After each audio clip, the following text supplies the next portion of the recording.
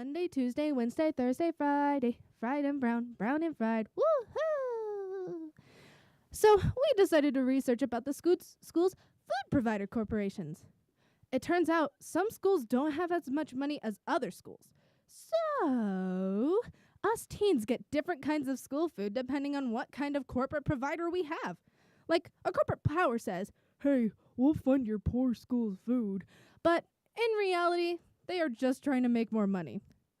But this doesn't only happen at schools. This happens to the military, to charities, and so many other places. Corporations want contracts, which equal more money. They aren't really wanting to, quote-unquote, help. Some people say that corporations are even controlling us from the day that we are born. This is because in today's society, most babies are born in for-profit hospitals. So corporations are even profiting from babies being born. Meaning, they make more money for every birth. This just shows that they are making money and gaining power from us from the day that we are born? Are you serious?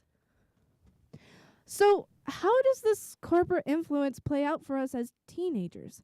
Like, I'm actually a little scared to say this. Will the corporations come get me? Am I allowed to question their all-encompassing power over my life? I'm Annie on EmpowerHour, KXCJ-LP 105.7 FM, Cave Junction. Today's theme is Robotizing Teens. Next, we have Ladyline. Anyone want to go drink some detergent?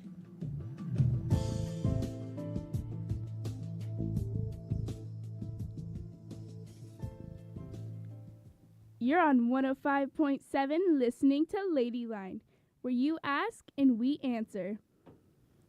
Coming to you from the Illinois Valley is a group of teenagers who are ready to talk to you about teens like themselves getting pressured by the media, otherwise known as robotizing teens. I'm Phoebe Hertler. I'm Isadora Malay. And we are Ladyline. Today, Ladyline is focusing on the topic of trends. In pop culture today, trends have taken over. You all may have very different ideas as to what a trend is, though. Trends can range from the Tide Pod Challenge to clothes to Instagram makeup and Twitter hashtags. All in all, people just can't get enough of them. And for those of you out there who aren't as clear as to what the Tide Pod Challenge is, it's a challenge that circulates around the media and schools where kids take a Tide Pod, which is a little plastic pod filled with laundry detergent and stain remover, put it in their mouths, and eat it. Yeah, that's right. Teens actually take a bite out of laundry detergent and try to eat it. And just to add the cherry on top, in the first 15 days of 2018, 39 teens were party to eating Tide Pods intentionally. Tide Pods are especially dangerous and can eat through the stomach as they contain ingredients such as ethanol and hydrogen peroxide. Who could possibly think it's cool to eat detergent? Find out now on Ladyline. Today, Ladyline is going to twist it up and interview the parent of a teen who lives in a world with trends. We're talking with Roberta Lee today. Roberta is a mother of two and branch manager of our own Josephine County Library. Thank you, Roberta, for joining us here at Ladyline. Now, before we go straight into the interview, we'd like to notify everybody out there that Ladyline is taking call-ins throughout this interview. So, make sure to call in at 541-592-4112 if you have anything you'd like to say. Do you have any crazy stories about trends that you'd like to tell? Then call in at 541-592-4112. Now, let's get on with the interview. Do you know what trends are? Do I know what trends are? Yes. I think everybody's experienced trends in their lives. I think that peer pressure is probably the basis for all trends. At one point or another, you're either subjected to fashion trends or diet trends or slang, even slang could be considered a trend, something that we said in the 80s, like awesome and radical. We still say some of those words today. So some trends are pretty harmless, right? And some trends can be ridiculously dangerous, like your Tide Pod challenge. Well, do you know of any of the current trends that are happening in pop culture now? Well, I am exposed to a teenager in my household, so we've talked about things like the Tide Pod challenge or the ice bucket challenge. Apparently, that's a thing that seems a little more harmless than eating detergent, but still one of those things like, why would you want to do that unless it's 103 degrees outside? So I think that Isadora, I completely forgot where the question started. Let's go back around. The question was, did you know of the current trends happening in pop culture? I do know some of the current trends. Yeah, I've heard of them. Well, what do you think of trends themselves and their impact on people? Well, and like I was saying, I think that some of them are harmless and some of them are silly, some of them are for fun. But I also realize that I think people participate in trends just like they join clubs or just like they have things in common to connect with people. And I think connecting with people probably makes people brave. But then that bravery could also turn around and encourage you to do really silly things. So let's eat detergent because now I'm brave enough to do so because you did it. That doesn't seem like a really good reason. Yeah. How do you think the Tide Corporation feels about publicly eating Tide Pods? I would imagine that they're completely surprised by it. And I can't imagine that they would encourage anything as ridiculous as that. How does it affect you to see kids doing this to their bodies, eating Tide Pods and doing the ice bucket challenge, which is a more harmless things. But when they actually hurt themselves doing these trends, how does it make you feel? Well, as a parent, it makes me exceedingly concerned. But I do think that parents should be aware of these current trends. Parents need to know what their kids are being exposed to so that maybe they could interact with their children, talk with them about common sense, talk with them about boundaries and safety. And trends are powerful, so we have to counter that by being aware of what they are. Do you ever worry that your kid could potentially hurt themselves if they ever tried a trend? Oh, of course. I mean, I think every parent worries about their kids making poor choices, but I think the more you're involved with what they're doing, keeping track of who they talk to, who they spend their time with, what they look at online, I think it's important for us to realize as parents that the internet is exceedingly powerful and it's a really big influence and we have to keep tabs on it. As you said earlier, peer pressure could be one of the reasons they do it. Do you have any other reasons? Well, peer pressure, I think the other reason that I was talking about earlier was maybe just feeling connected to your peers, having that same age group that you connect with and makes you feel like you're not alone. I think probably a lot of kids are concerned about being alone and being alone forever because that's a scary thing. Yeah, it is. But it's unrealistic because we're all kind of in this together. Yeah. What do you think makes teens do trends?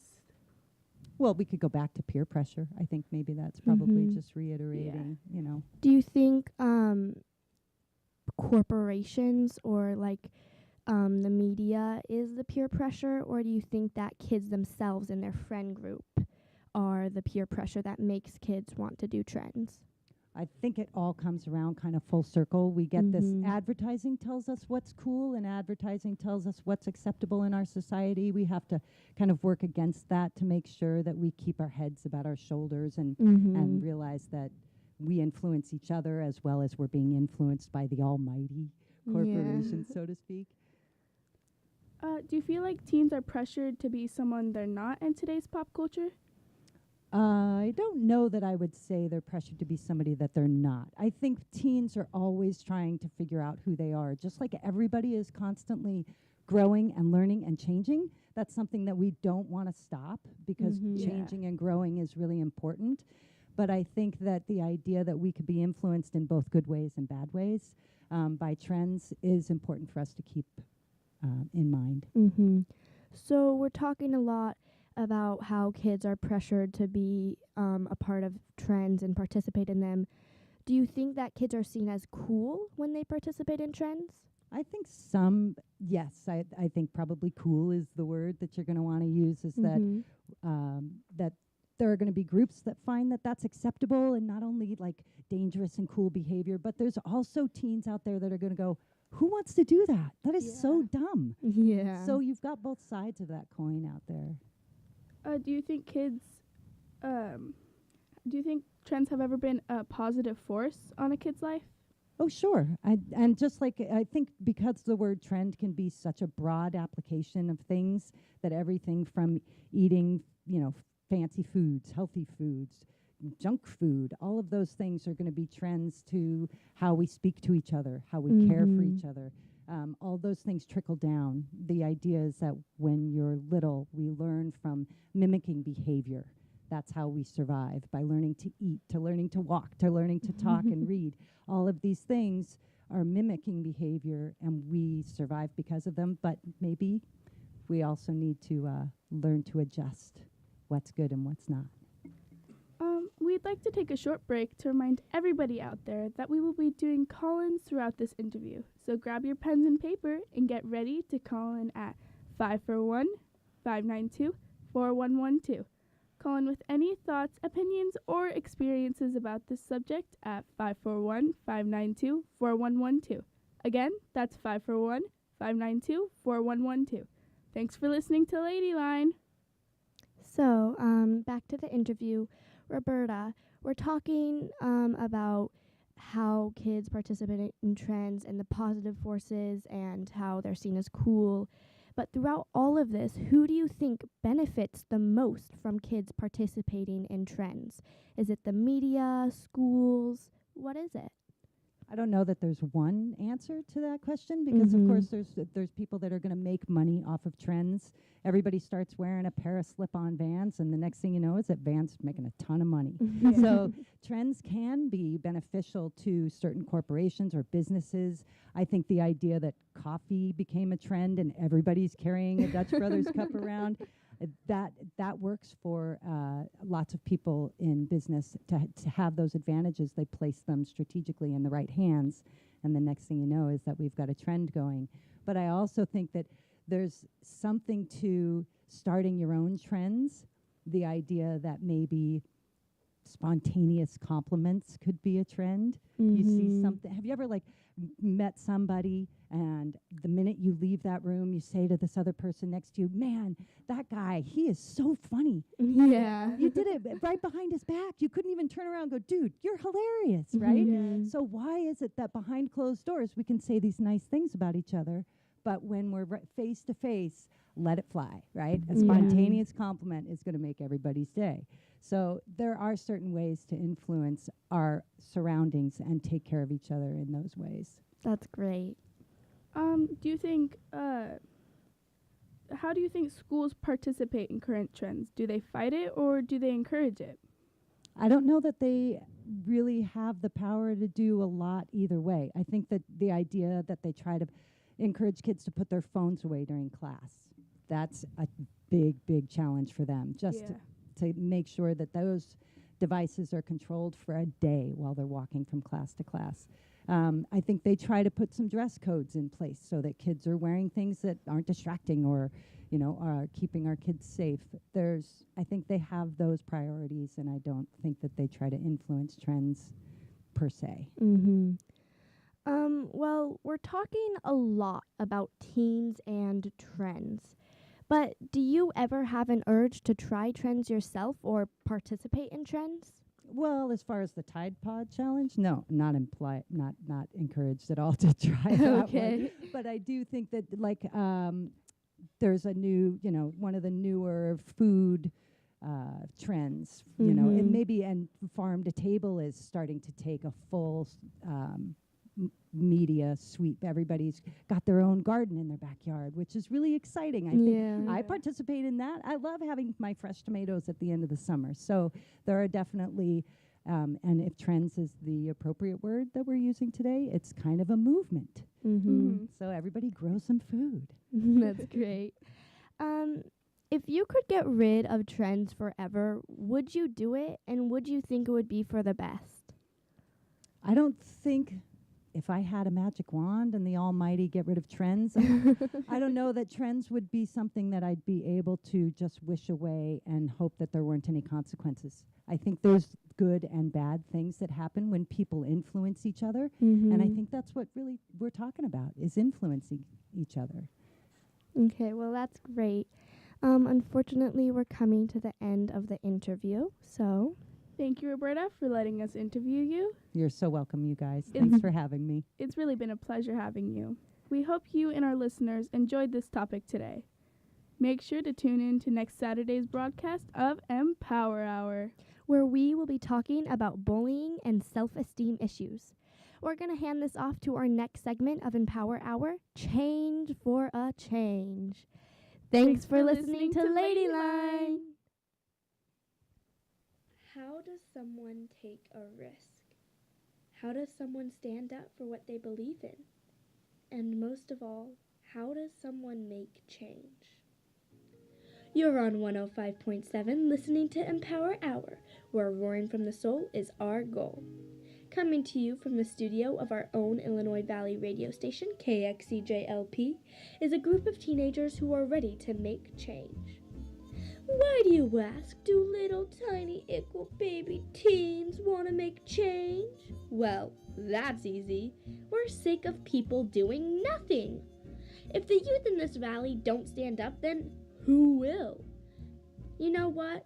We're going to make change. That's right. We're going to stand up for our valley and the nature in it. We're going to fight and make change for our ecosystem. How do you ask? What are we doing, you ask? Well, we're going to start by...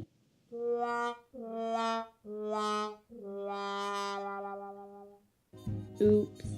Sorry. I got a little too caught up in the moment. I forgot to ask, what do we do to make change? Well, see, that's the hard part. While us teens do want to stand up and shout our voice from the rooftops, we aren't really sure how a person makes change. I mean, how do they start? How do they act? How do they make time for change? How are they so determined? How do they do it? I mean, come on. You can't just magically change how our valley throws trash into the forest because they don't have enough money to put it in the dump. It takes work to make change. For real now, when was the last time you got up and tried to change something? When was the last time you saw someone else try to change something? It's hard and it takes work, and in all honesty, it sucks sometimes. And that's why people never try to do it. But you know what? We want to break that cycle of never having change. After all, we're making change for a change. How did you first get involved in change making? Like, what inspired you to start going out in the world and making change and changing the world? I think we had talked about this earlier, but when I was in high school, I started realizing or thinking that maybe all of the adults in my life weren't necessarily doing the right thing. And that the stories that I was being told, or like I grew up thinking about like what it meant to be successful and what it meant to like what you needed in your life, were just like a small portion of a larger story where there was a lot of injustice in the world and people didn't have not everyone had access to the same opportunities, and that a lot of the stories I was being told were not true. And I was interested in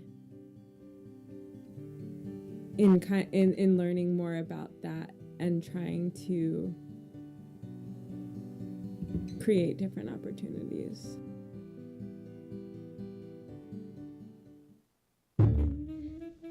Who is this woman?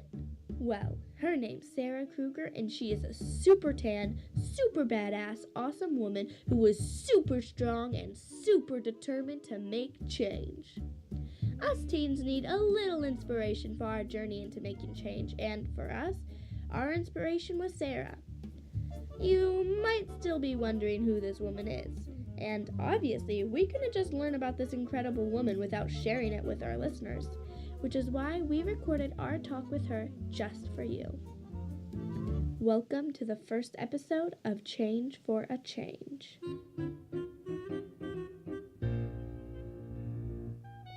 If you live in Cave Junction, you might know that Sarah bikes everywhere, which is why, obviously, that was the first question we asked her. What made you first start riding your bike? It was kind of an accident. I wanted to live in this house called Earth House, and it was an environmentally friendly house. But in order to live in the house, you needed to have a project. Mm-hmm. So a friend of mine approached me and asked, this was in New London, Connecticut, asked me if I wanted to help start a bike shop. And I had ridden a bike before, like years ago, but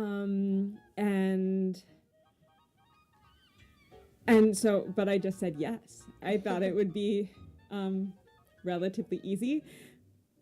Little did I know, the next day I was like looking up YouTube videos on like how to change a tire. Mm-hmm. And then I didn't even have a bike at that point. So we got bikes donated and I started riding, and it was like the first time I had ever done anything that felt really like athletic and fun. And all of a sudden I could bike to the beach and not have to rely on public transportation and like friends' cars. And so all of a sudden I was able to go more places. At the time I was really into, I was partying a lot and I was drinking a lot. And I noticed that I didn't want to go out drinking because I wanted to not be hungover so I could ride my bike the next day. Mm-hmm. So all of a sudden, like, my life became a lot healthier. And at the same time, I was like learning how to work on my bike myself. So it was really empowering to like really love this thing and also be able to like work on it and use it for like errands and athletics. It just became like a big part of my life. What was your first act of change? Like, what did you first do to get involved in change? I think what got me sort of interested and engaged in working with different people was this bike shop called Spokespeople that I helped start in Connecticut. Mm-hmm. I liked it because bicycles brought people together in this way that people across all different economic backgrounds, and people that were immigrants, and people that were college students, and people that had families, or people that didn't have homes, could all come to this bike shop and learn skills together. Mm-hmm. And like work on things together. And it really like broke down a lot of these divides that like kept people separated and not speaking to one another or having like judgments about each other. And so I just started getting to know people in a genuine way, and like listening to people's stories and seeing learning about the world from all different perspectives. And then it was really fun because then we could all ride bikes together. And like everyone would then like be smiling and having a good time because you're on a bike. Or that's how I felt about it. Do you feel like you were supported by the adults in your life to make change, or were they kind of a little distant and were just like, you can do your own thing? It depends. I'm definitely the weirdo in my family. However, I think some of the work that I've been doing recently has kind of helped at least my parents like learn a little bit more and change maybe some of their worldviews. At least my dad says that it has. I definitely have adults in my life that I'm inspired by. Mm-hmm. Oh gosh, I think like I'm an adult sometimes, but in this context, sometimes I don't feel like an adult because there are so many people that are older than me and younger than me who really inspire me to be passionate and excited about projects and show me that there are still like so many different ways of living and making and like following your goals and helping people in the world. So yeah, I'm definitely inspired by different people in my life. Then I got to thinking, what made Sarah come to Cave Junction of all places? I was living in Portland with a friend who was living in Cave Junction part-time. And so we'd go back and forth between Portland and here. And he kept telling me, you really need to come to this place. It's beautiful. It's wild. There'll be swimming in the summer and amazing mountains. You should come. And so we had a plan that we were going to come down here. And then, in my typical fashion, a year later, I was back in New York City and I was riding my bicycle across the country. And I was thinking of where should I go? I knew that I wanted to work on a farm and I knew I wanted to be out of the city. And I remembered this place that my friend Sean had mentioned. And so I biked to here. I found the frog farm on the internet and they had woofers. And so it seemed like a good opportunity for me to be in this place and work on a farm. And so here I came. Oh, yeah, by the way, for those of you who don't know what woofers are, it stands for Worldwide Opportunities on Organic Farms. Whoa. Wait. Did she just say back there that she biked to Cave Junction? She lived in New York. And before you also said that you biked to Cave Junction. You didn't use a car or anything. You literally biked from New York to Cave Junction? Yes. Wow. Yes. I had biked across the country once before, and had done a lot of other bicycle trips, and it was really, I was able to, like, the country didn't seem that big anymore. Like, I could move myself from place to place. And so it helped me learn about the different, like, ecosystems in this country and different people, like, meeting different people and different ways of life, and really opened my world out from just like where I had grown up and the places I had lived to seeing like so many different people in different places. And then I wondered, how long did it actually take Sarah to bike across the country? I didn't go the most direct way. I took about 2.5 months, but that was including stopping in parks and like Glacier National Park and going on a backpacking trip for a few days, meeting people along the way and deciding to stay. making friends in Missoula, Montana, that were involved in a bike shop kitchen that I thought was really cool. So I stayed to work on this project. Just meeting people along the way. Would you rather have gone by car, or do you like going by bike? Like, do you think it was a really nice experience to have, or if you had a car, would you have just rather gone by car? I would always rather go by bike. Okay. Always. I think I interact with more people on my bike. I see more things. I feel the weather more. I love moving my body and just like breathing and thinking, which when you're in a car, sometimes it's more stressful. Yeah, I always like going by bike. Well, I'll be jammin'. That was crazy. I mean, how does someone bike cross country in their 20s without pooping their pants? I'll tell you one thing. I would never in a million years have the guts to do what Sarah did. I guess that's what makes her so unique. Can you imagine going from New York to the Illinois Valley on a bike? Well, let's be honest. Unless you're Harry Potter himself, you probably can't imagine it. But come on, man, you gotta admit, Sarah is one tough cookie. And a tan one at that. If you've met her, you'll know what I'm talking about. She puts my Italian heritage to shame. But really, let's be serious right now. Are you as mad as I am that we can't listen to the rest of that interview? Well, actually, technically we can. We just have to wait an entire week to hear it. Honestly, I'm disappointed in EmpowerHour.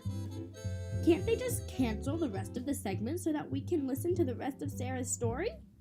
I mean, come on. We're not even at the good part yet. Can you imagine what she's gonna talk about next episode? Well, I can. And because I'm nice, I'll give you a hint. There's gonna be more talk about how she got to Cave Junction, but then it'll go into the recent work at the border she's been doing. Oh! Oops. Forget I said border. That was not supposed to be part of the sneak peek.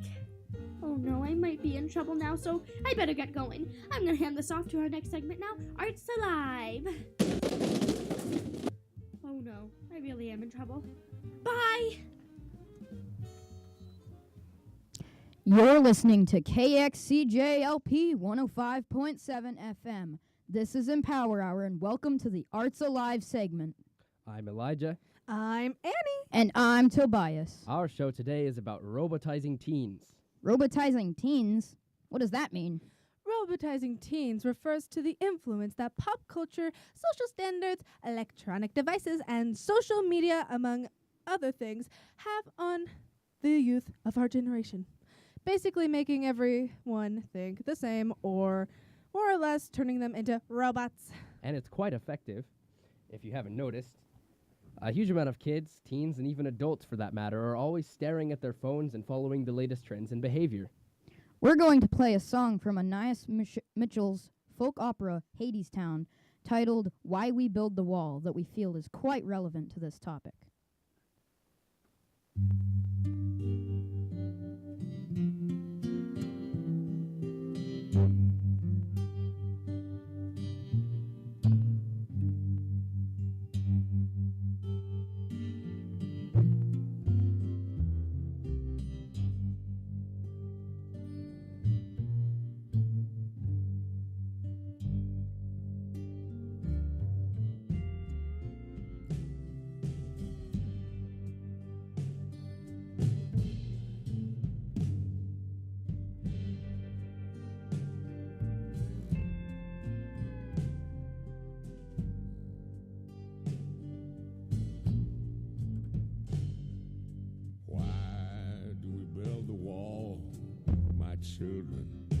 Children, why do we build the wall? Why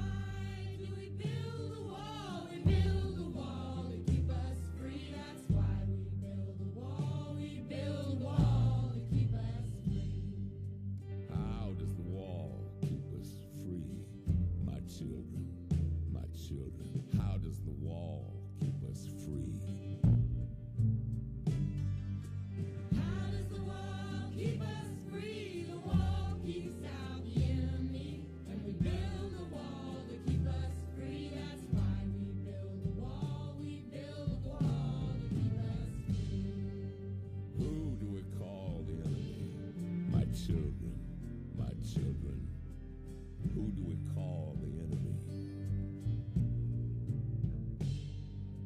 Who do we call the enemy? The enemy is poverty. And the war keeps out the enemy. And we build a wall to keep us free. That's why we build a wall. We build a wall to keep us free. Because we have and they have not, my children, my children. Because they want what we have got. Because we have and they have not. Because they want what we have got. The enemy is poverty. And the wall keeps out the enemy. And we build a wall to keep us free. That's why we build a wall. We build a wall to keep us free.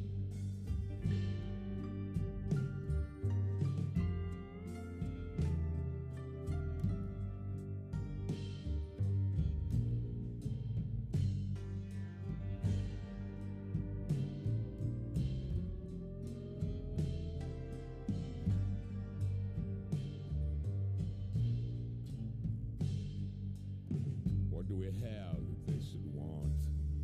My children, my children. What do we have that they should want? What do we have that they should want? We have a wall to work upon. We have work and they have none. And our work is never done. My children, my children. And the war is never won. The enemy is poverty. And the wall keeps out the enemy. And we build a wall to keep us free. That's why we build a wall. We build a wall to keep us free.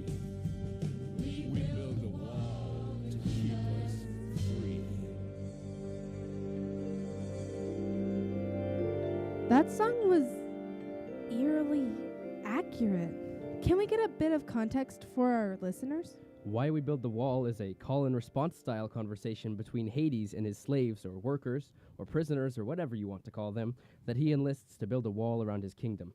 He has convinced them with his honeyed words that they're building the wall as a favor to themselves, to protect their livelihoods and to keep out external enemies. And in real life, it's our devices and celebrities and influencers dictating what's hot and what's not.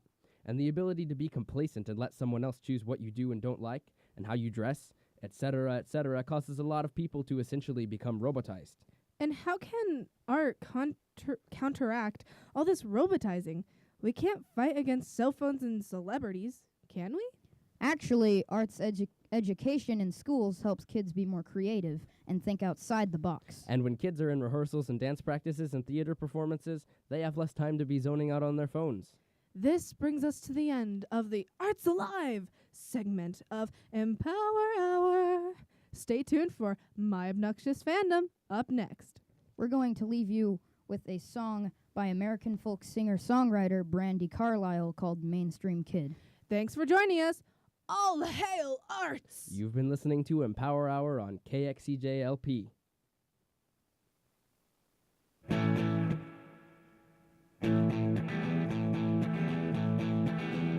gonna fit in. I'm on the list, I'm gonna get in. Haven't you heard and don't you know who I am? I'm with the Joneses, I'm their best friend. I've come to saturate the market, to perpetuate the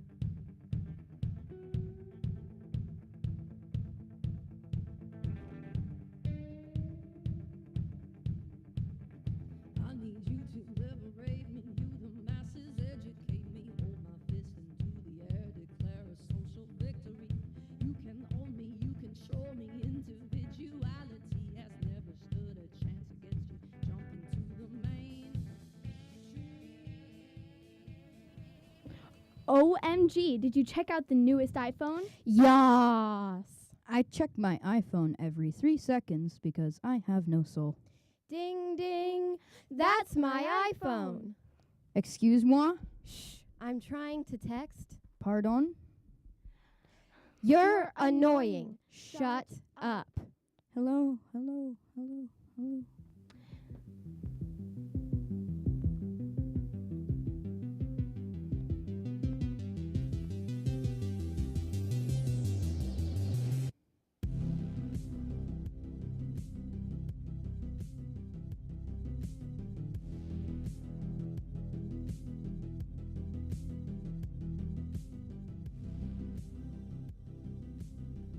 You're on KXCJ Radio LP 105.7 FM Cave Junction, listening to Empower Hour, where roaring from the soul is our goal.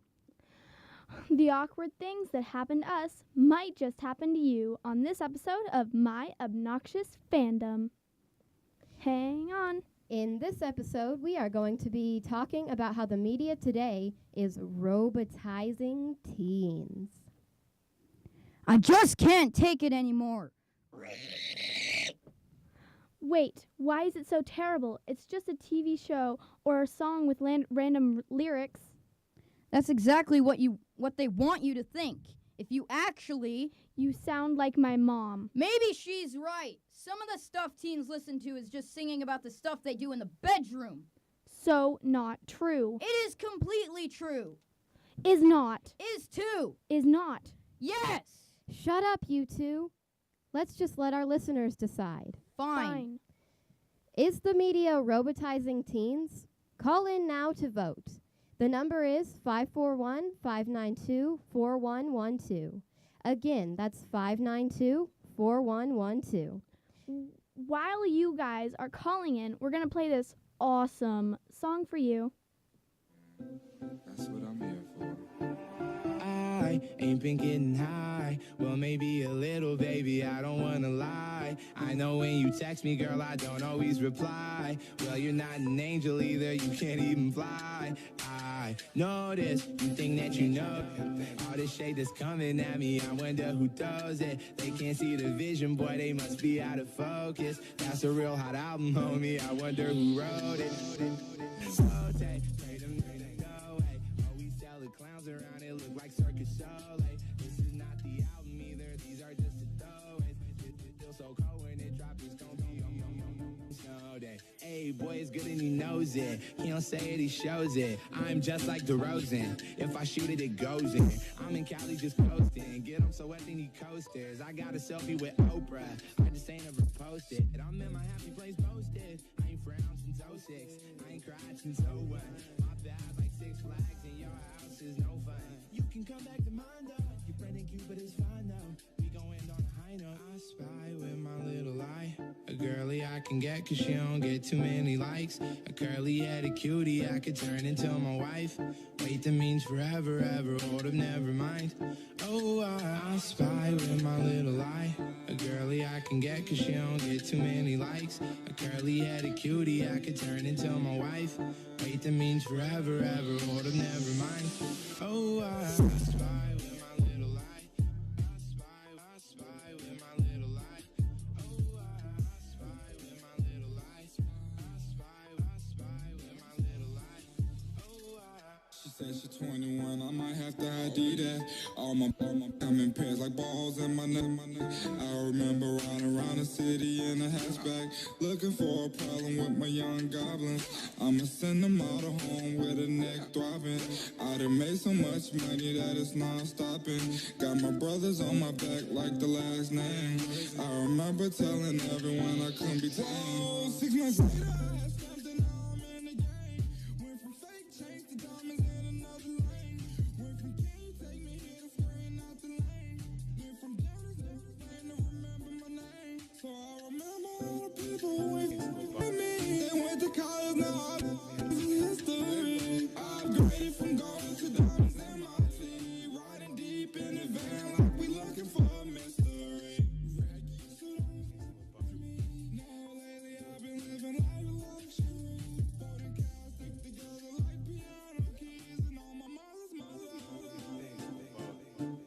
I spy with my little eye a girly I can get 'cause she don't get too many likes. A curly-headed cutie I could turn into my wife.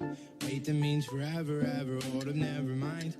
Oh, I spy with my little eye a girly I can get 'cause she don't get too We are many now likes. going to play another great song for you by Secret Agent 23 Skidoo titled Caught in the Screen. And while we play that, don't forget to call in at 592-4112. The question is the media robotizing teens? All right now, this is your funky Uncle Al Al, but you can call me Captain Quirk. I'm here chilling with 23 Skidoo, and we got a little story for all you little bugs out there. So get your ears open and come on. Listen up, kids. Go ahead and tell them, Skidoo. Yeah. Don't get caught on the screen, 'cause it's not what it seems, if you know what I mean.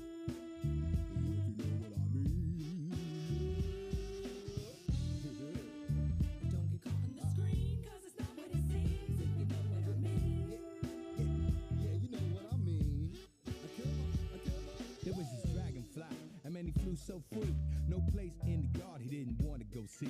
He had 6 legs and big fat wings, and he flew through the garden, saw the coolest thing. One day, he was flying right next to the house. Wanted to see what was in, 'cause he knew what was out. See, he got hypnotized by this big old square, called a screen door, and the things he saw in there. It was bright and shiny, there was colors and lights. There was food and new stuff, and that was wonderful sights. He was like, alright, I fly right inside. I mean, hey, the yard's cool, but I'ma give this a try. But he crashed when the screen hit him right in the head. He was dazed, with a couple brain cells dead. Kept trying it all day, but he couldn't find an entrance. Forgot about the yard and got trapped in 2 dimensions. Oh no! Don't get caught on the screen, 'cause it's not what it seems, if you know what I mean.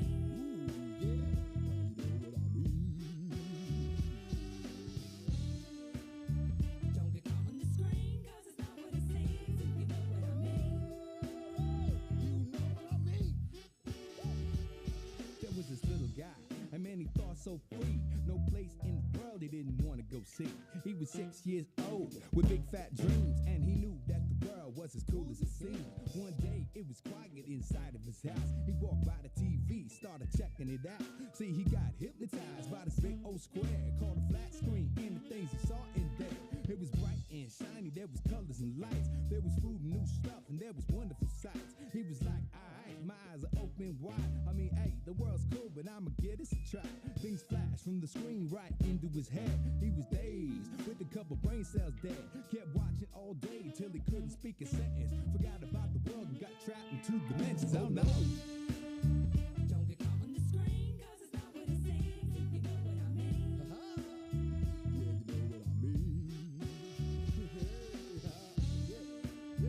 Don't get caught on the screen, it's a problem to see, if you know what I mean. All right now. So the moral of the story is, you can watch some TV. I mean, there's some good stuff on there, but you have to have patience and know your limitations. Pace yourself. Don't waste yourself now. I mean, you can watch Adventure Time and then go out and have an adventurous time. You can watch some Pixar and then go out and be a big star. You get the picture. Quirk out. So our poll told us that most people think that Toby's point of view is correct. The media is robotizing teens. I told you so. Well, I guess I was wrong for once. I find today's version of pop culture and teen-based advertising has gotten to a point where teens have essentially turned into robots. Something needs to change. Now, I'm not saying pop culture is terrible, just how people have been using and abusing pop culture. We don't need songs that target us teens and tell them to say this or that we need love.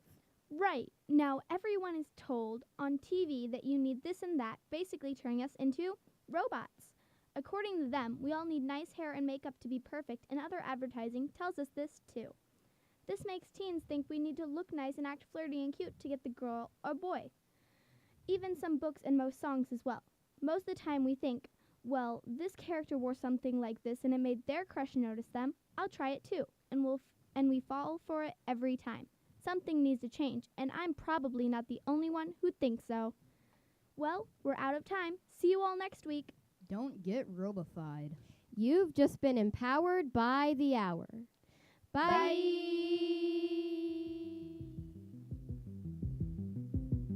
Empower Hour is a project of RiverStars Performing Arts made possible by the Oregon Community Foundation's Community Grant. Rants are written and performed by Annie Hertler. The Ladyline segment is written by Isadora Millay and hosted by Phoebe Hertler and Isadora Millay. Change for a Change is written, produced, and edited by Isadora Millay. The Arts Alive segment is written by Elijah Ocean and hosted by Toby Giroux, Annie Hertler, and Elijah Ocean. The My Obnoxious Fandom segment is written by Michael Giroux, Maya Hauk, and hosted by Michael Giroux, Maya Hauk, and Toby Giroux. Our adult helpers are Nellie Barrera, Keith, Chris Hall, and Gina Angelique. You've been listening to 105.7 FM KXCJ-LP. Keep it here to listen to Section D with Midge Note, noon to 3 on Saturdays. Starting a business? Building a home? Need gas or water lines for your greenhouses? Country Plumbing can help. Country Plumbing is a local, full-service, bonded and licensed company serving the Illinois Valley's plumbing needs since 1985. Construction Contractor License 48040. Country Plumbing supports the future of our community-powered radio station. Learn more at 541-592-2540. That number is 541-592-2540. Did you know the average person spends 4 years of his life looking down at his cell phone? Kinda ironic, ain't it? How these touch screens can make us lose touch. But it's no wonder in a world filled with iMacs, iPads, and iPhones. So many eyes, so many selfies, not enough us's and we's. See, technology has made us more selfish and separate than ever. 'Cause while it claims to connect us, connection has gotten no better. And let me express first, Mr. Zuckerberg, not to be rude, but you should reclassify Facebook to what it is, an anti-social network. 'Cause while we may have big friend lists, so many of us are friendless all alone. 'Cause friendships are more broken than the screens on our very phones. We sit at home on our computers measuring self-worth by numbers of followers and likes. Ignoring those who actually love us, it seems we'd rather write an angry post and talk to someone who might actually hug us. Am I bugging? You tell me, 'cause I asked a friend the other day, let's meet up face to face. They said, all right, what time you wanna Skype? I responded with OMG, SRS, and then a bunch of SMHs and realized, what about me? Do I not have the patience to have conversation without abbreviation? This is the generation of media overstimulation. Chats have been reduced to snaps. The news is 140 characters. Videos are 6 seconds at high speed. And you wonder why ADD is on the rise faster than 4G LTE. But get a load of this. Studies show the attention span of the average adult today is 1 second lower than that of a goldfish. So if you're one of the few people or aquatic animals that have yet to click off or close this video, congratulations. Let me finish by saying you do have a choice, yes. But this one, my friends, we cannot autocorrect. We must do it ourselves. Take control or be controlled, make a decision. Me? No longer do I want to spoil a precious moment by recording it with a phone. I'm just gonna keep them. I don't want to take a picture of all my meals anymore. I'm just gonna eat them. I don't want the new app, the new software, or the new update. And if I want to post an old photo, who says I have to wait until Thursday? I'm so tired of performing in the pageantry of vanity and conforming to this accepted form of digital insanity. Call me crazy, but I imagine a world where we smile when we have low batteries. 'Cause that'll mean we'll be one bar closer to humanity.